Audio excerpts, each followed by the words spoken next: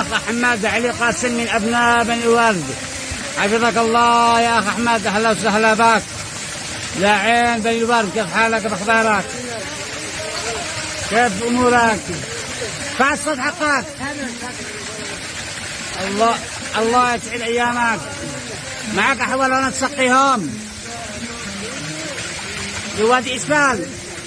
حاوط لك لو أنا الحين تمشيها بعد نفها تشتري تروش بهذه عين يعمل لك ترويشة، يعني ضروري تقدر تروشك معانا. تنفه نبض قلبك. عين الأيام هلا يقول الناس من كل مكان ولا بالشتاء، يقول الشتاء بس. ايوه هنا بيزرعوا ما من بني ورد، بنقاط بس وغيره. ايوه وعن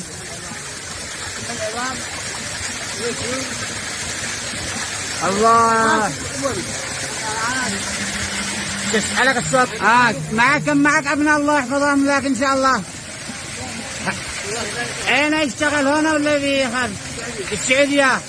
دعي له اللي ما يجوا معاه، دعوتك اللي ما يجوا معاه مقبول.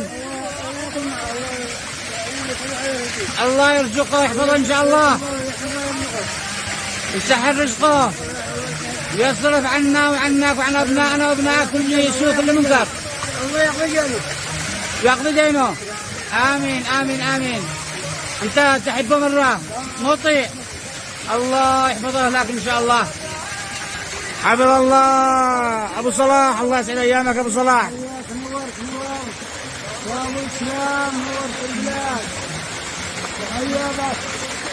كنا نتمنى ان يكون معنا الاستاذ الفاضل عبد الله نعمان يحيى، لكن ان شاء الله بيوصل الى المكان. ان شاء الله باذن الله حفظه الله ورعاه اينما كان. والحمد لله على هذه النعم، الحمد لله على هذه الأجواء الأكثر من رائعة.